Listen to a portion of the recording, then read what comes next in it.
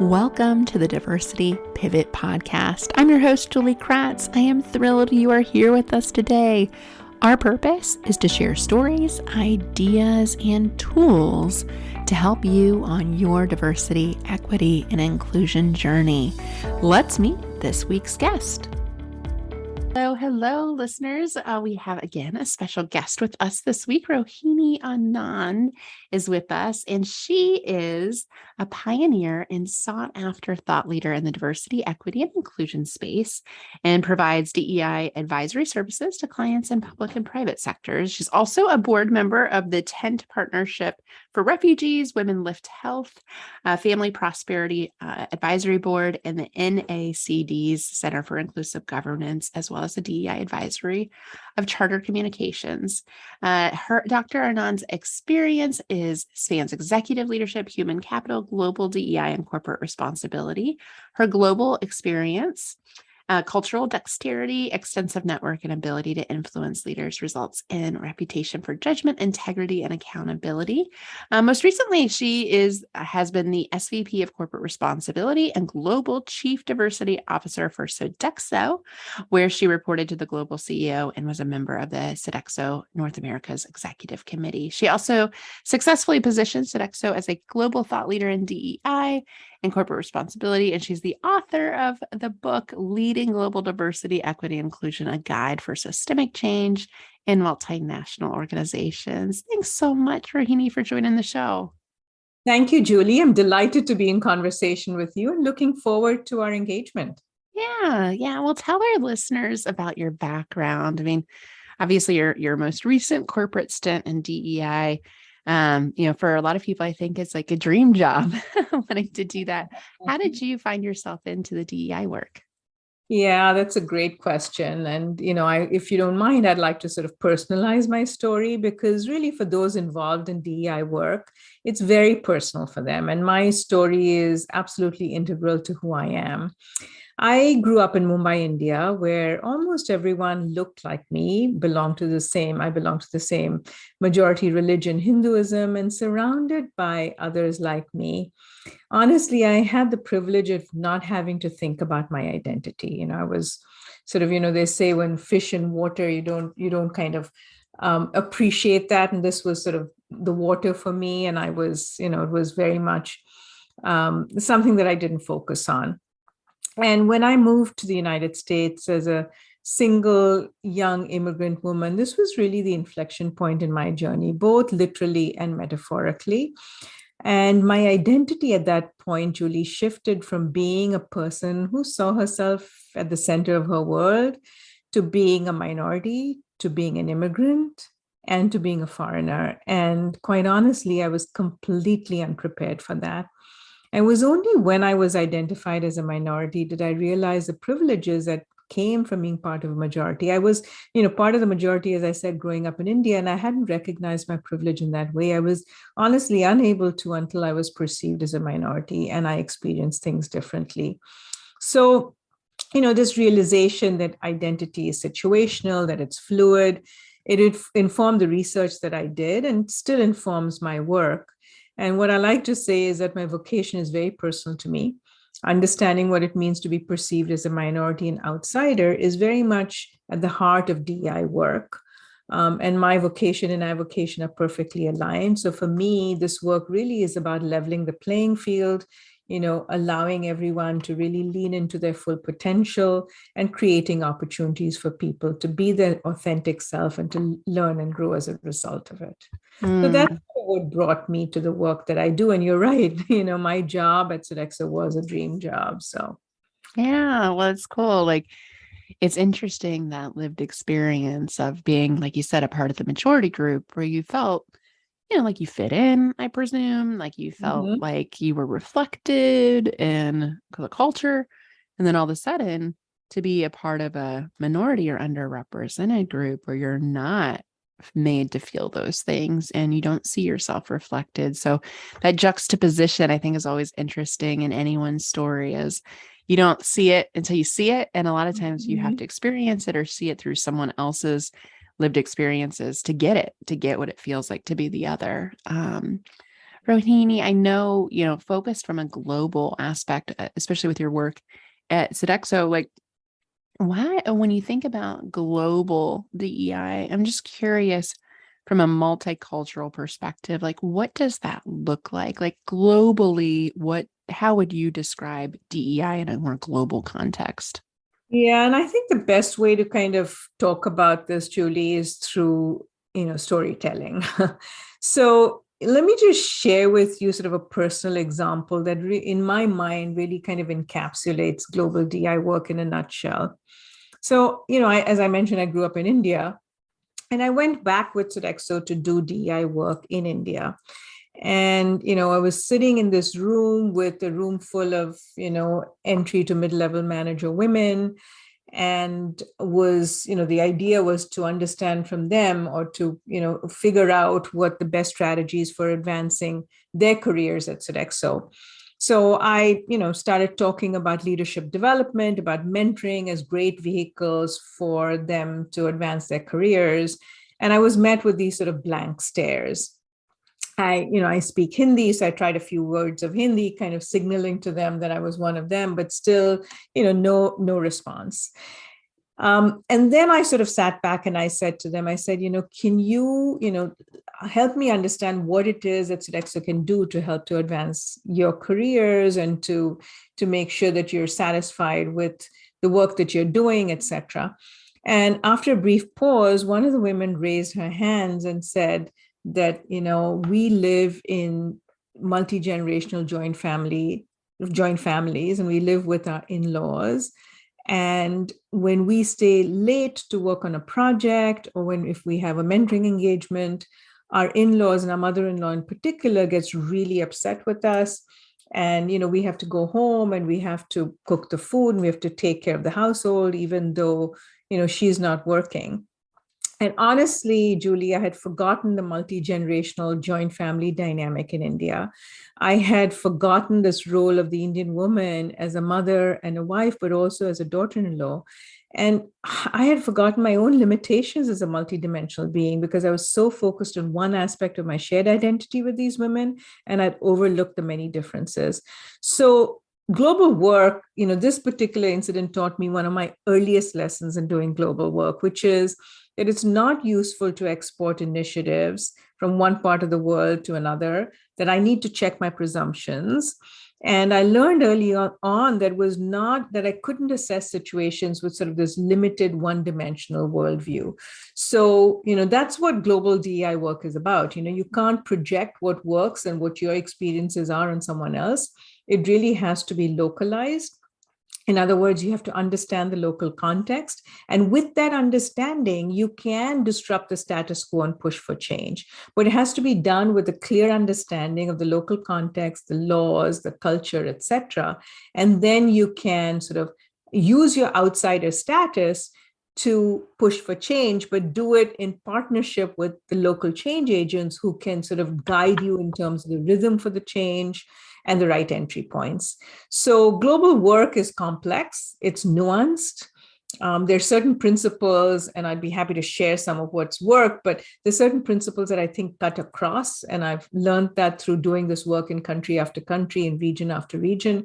But it really does have to be contextualized and localized, and you have to work with the local change agents in order to figure out the rhythm for change and the right entry points, so that you can sort of stretch and you can disrupt the status quo, but do it in a way that makes it more acceptable. Yeah. Answer your question? Oh, yeah. Well, and I love the example you provided from a gender perspective. Like what happens in the States versus South America versus Asia Pacific region, like all very different. And even those regions are vastly different country to country. So I like what you said, like stretch the DEI lens across and then, customize and meet people where they're at within the more granular context. Julie, can I just quickly share another example that maybe Please. sort of illustrates this even a little differently? But I remember, so I worked for a French company, right? Sodexo is a French company. And I remember very clearly that I'd organized a meeting in Paris to provide insights, on the status of women at Sodexo. And the CEO had personally invited the most senior women from around the world to attend this sort of session. And many of the women in Europe were really critical of the meeting. They felt that they had managed to overcome barriers, and therefore they felt that a special session focused on challenges that women encountered was really counterproductive. And a lot of these senior women said that they would really rather not be part of a meeting that was comprised only of women, and that they had only participated because they received an invitation from the CEO. Now, and then several of them said to me, we're in our positions not because we're women, but because we've earned our jobs. Now, I was surprised and frankly caught off guard by the resistance to a women's only gathering, because at the time it was perfectly acceptable in the US context, and women would sort of welcome this opportunity. So this was another sort of aha moment for me. And again, a reminder that we frequently approach the work that we're doing, especially global work, with our own limiting worldviews. And that's honestly antithetical to the very outcome that we're seeking. So, I shouldn't have assumed that a women-only body would be embraced everywhere. And again, sort of it was my misstep of assessing a situation with sort of this limited one-dimensional worldview. So Yeah. Because you had that conversation here in the US, I imagine it'd be very different. And I hear that quite often from my European counterparts. There's a perception that we've achieved so much more, overcome so much more, that this is not an issue that's pervasive here, when it is. It just looks different, right? It's nuanced, it's different, just like you said. Rohini, I'm curious about global, how to make, I guess if you could, based on your research for your book and your experiences, how do you make sure DEI works globally while also being tailored to region and cultural specific differences? Yeah. So, Julie, given sort of the complex and the dynamic nature of the work, there really is no quick checklist or playbook. And best practices are clearly not enough. But I've seen sort of that there are these 5 principles that are cross-cutting and that provide a through line. Each principle is a simple statement, but they're simple, but yet very disruptive. They don't provide sort of standards or plug and play templates based on what's worked in the US. And I think that's, as I said before, it's a foundational mistake to replicate what's worked in one part of the world. And these principles that I found that I sort of have articulated in my book, Leading Global Diversity, Equity, and Inclusion, can be applied with sensitivity to any culture, because it empowers leaders to develop their own solutions organically and not mimic any one experience. But so the 5 principles are, the first one is make it local. And what this particular principle suggests is that that DEI change has to be anchored in an understanding of the local context. It has to be rooted in sort of particulars of that location, informed by the history, the culture, and the language of each place. And we've got to consider how identity is defined and expressed and perceived, and be aware of power structures and identify dominant and subordinate groups, which differ. It can be caste in India, it can be religion and elsewhere, it can be ethnicity. So, it depends on where you are. But understanding that context is the first step in finding strategies to advance underrepresented groups locally. So it doesn't mean accepting the status quo, because outside influence can be a catalyst for change. And we can raise issues that people, in that culture may not see or may not be able to because of power dynamics.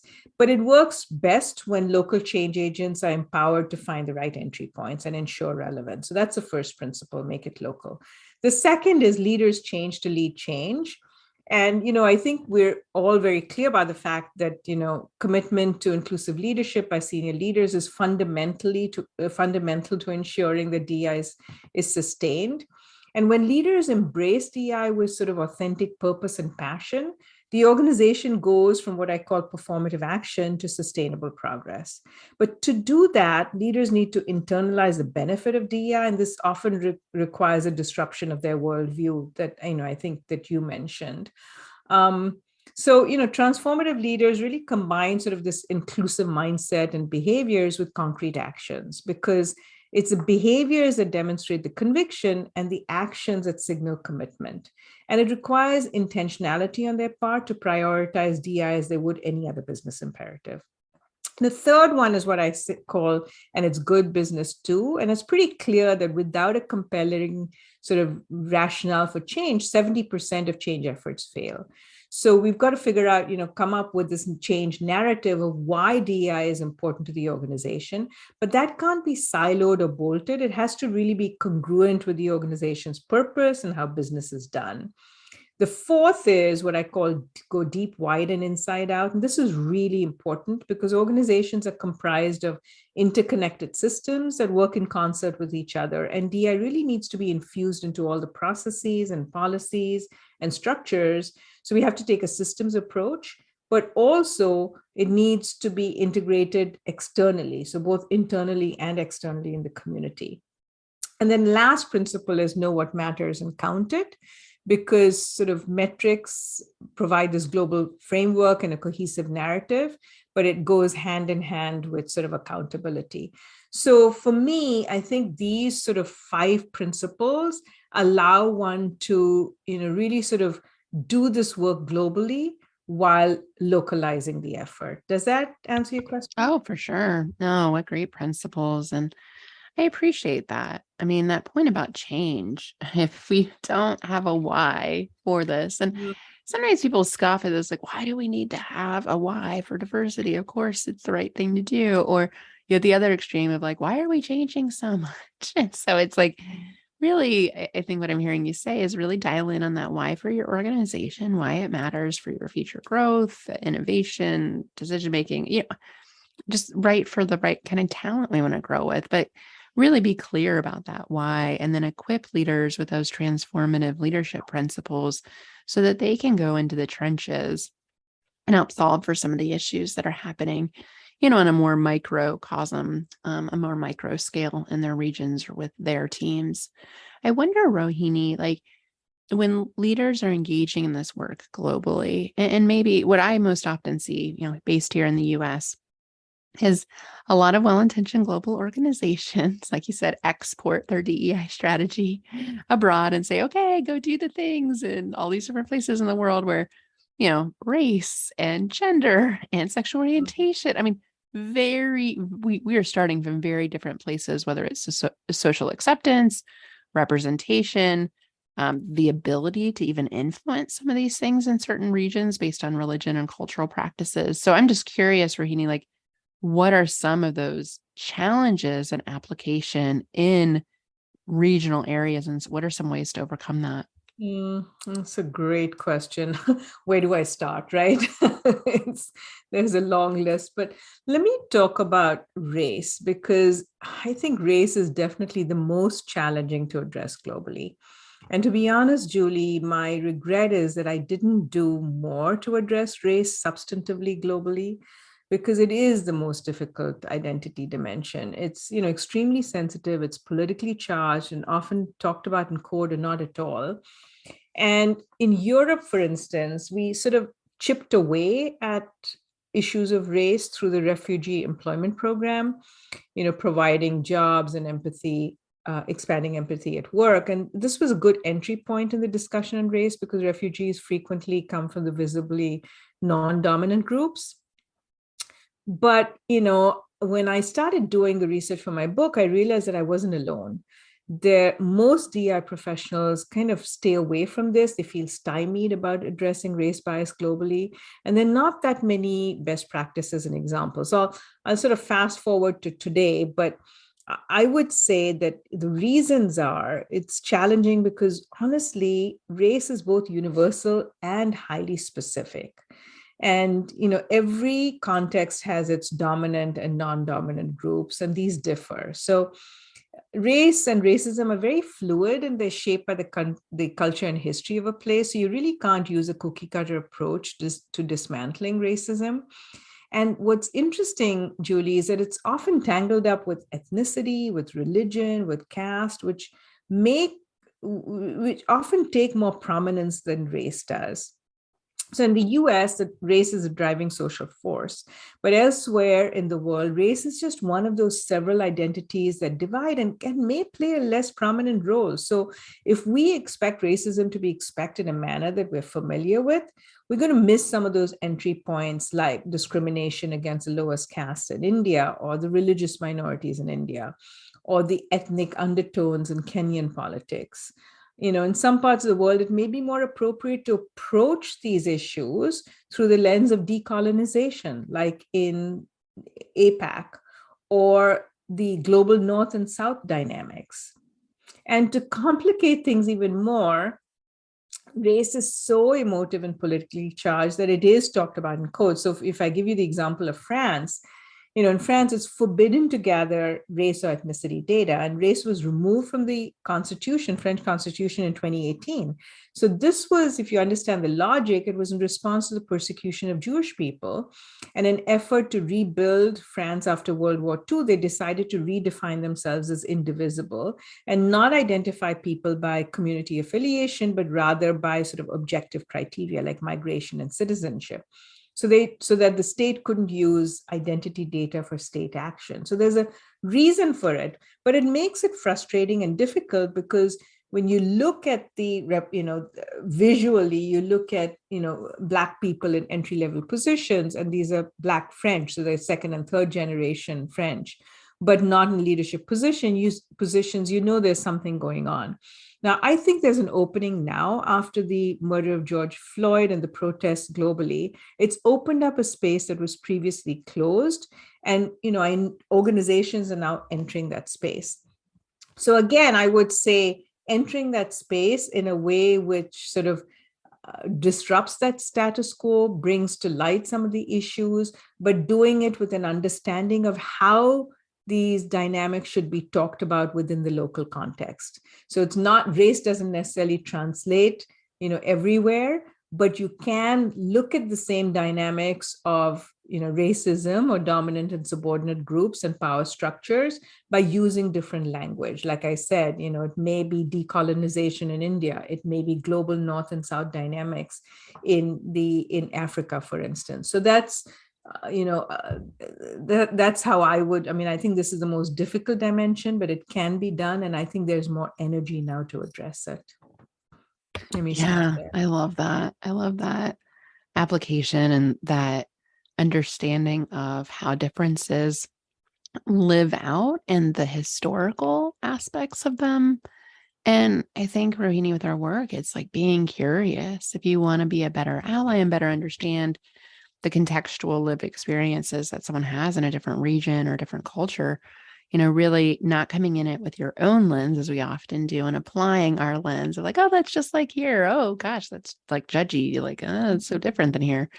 Rather just listen for curiosity and the opportunity to learn. But yeah, knowing which communities have been marginalized over time and why that happened, whether it was religious persecution, like you said, the caste system, obviously slavery, colonization, so many issues that manifest differently in different regions. So I'm always conflicted because I have a lot of organizations, I'm sure you hear this too, is like, oh, DEI is different here because of XYZ. You're like, it's not that different. Like, it just looks a little bit different, but like, don't throw everything out just because you think you're so different. But there are differences. And I think this is an important reminder, and the nuanced differences and the ability to be flexible and meet people where they're at.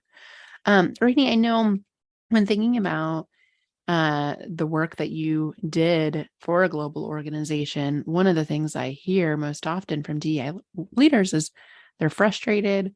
They don't get the resources they want. They don't stay in DEI leadership positions very long. We know burnout's an issue. We know systems are not being addressed.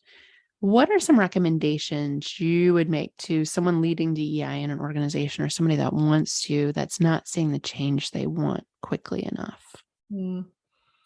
Yeah, I think there are two things, right? I think one is that ultimately change and transformation happens at the intersection of the personal and the systemic. It's work that is ongoing. And it really has to be a personal and professional journey for all of us. So I would say, I think for those that are not seeing the change, I think that they need to start bringing allies on board.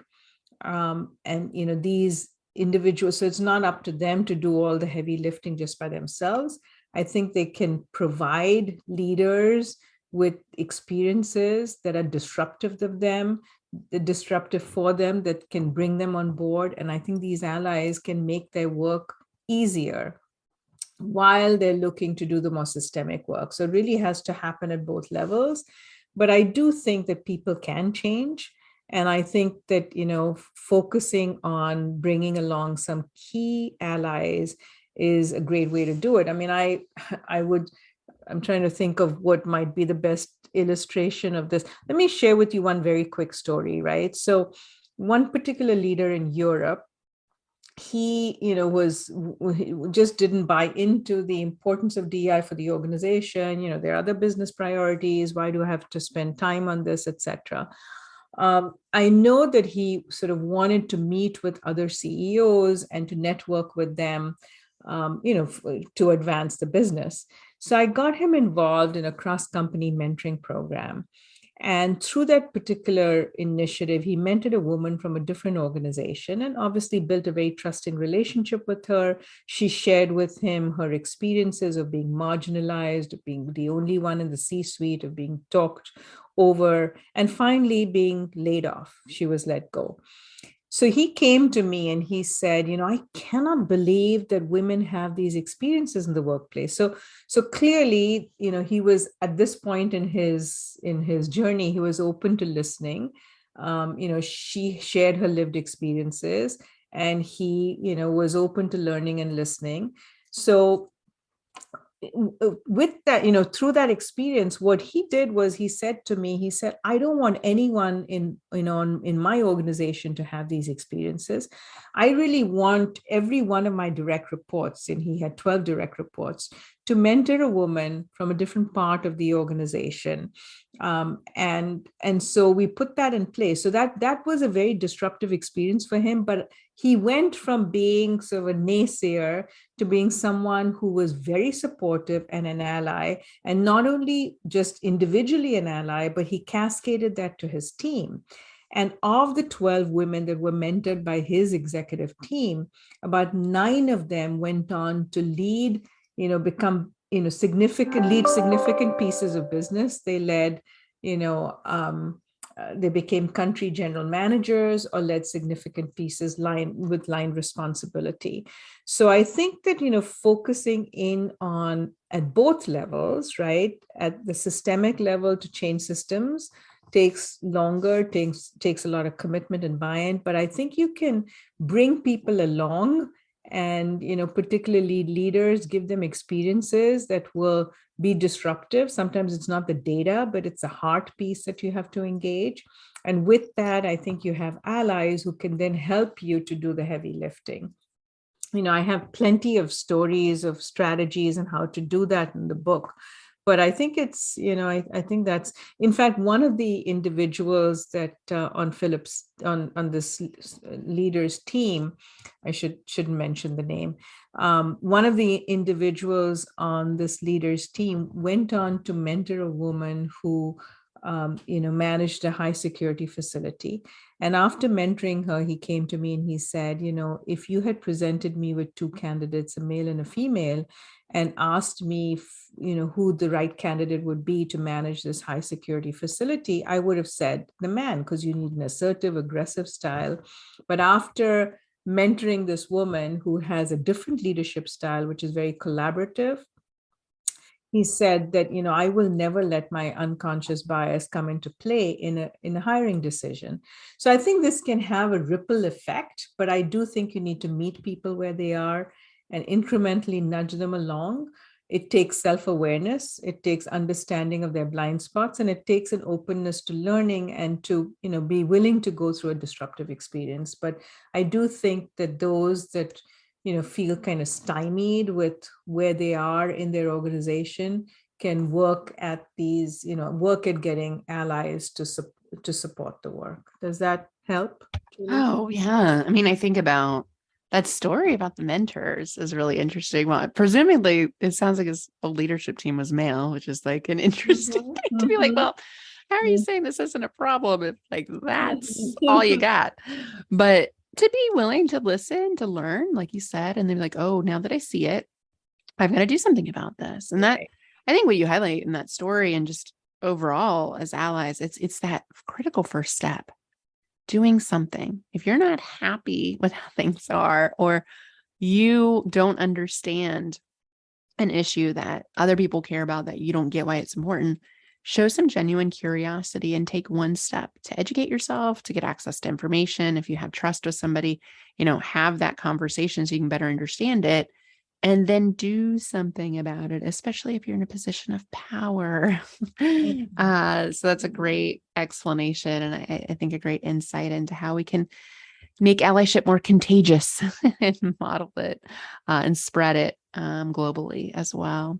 Rohini, and it's been such a joy to have you on the show today. Tell our listeners what's maybe one thing we didn't get to, like a juicy nugget from your book or an insight you've had, an aha, that you think would be very helpful for our listeners that, again, are doing this work daily to support diversity inside organizations. Yeah. So, I mean, I would just say that I'm very hopeful, Julie. I think that change can happen. I do think that, as I said, it has to happen at two levels, both at the systems level as well as individuals. I think there's lots of allies out there. I think that I'm heartened. It took a terrible event, the murder of George Floyd, but I do think that those that were on the sidelines are now woke and eager to be allies. And I think the time is now to step into it and really do it right, and not see this sort of as something that's incremental initiatives, but really is about fundamentally changing the culture. So I leave with a sense of hope and a sense of appreciation for all of those folks in the trenches that are doing the heavy lifting. And I would just encourage you to take a look at my website. I have a lot of resources there, www.rohinianand.com. And a lot of the stories that I shared and the principles certainly that I shared are in my book, Leading Global Diversity, Equity, and Inclusion. So thank you, Julie, for this opportunity. Absolutely. And we'll provide the link to that website with some great resources on there that you're offering up. Really thankful for that for our listeners, Rohini, and check out the book. Be sure to follow your work. And so excited to have you on the show today, Rohini. Thank you for spreading your incredible message with the world. Thank you, Julie. Thank you for listening to this week's episode. Allies are necessary for positive change. If you are on the journey to becoming an ally, we invite you to participate in our brand new Lead Like an Ally online program, or get a copy of our new book, Allyship in Action, available on Amazon. Both are helpful tools that meet leaders where they're at and help provide tools for professional and personal settings. Head over to nextpivotpoint.com to get started today.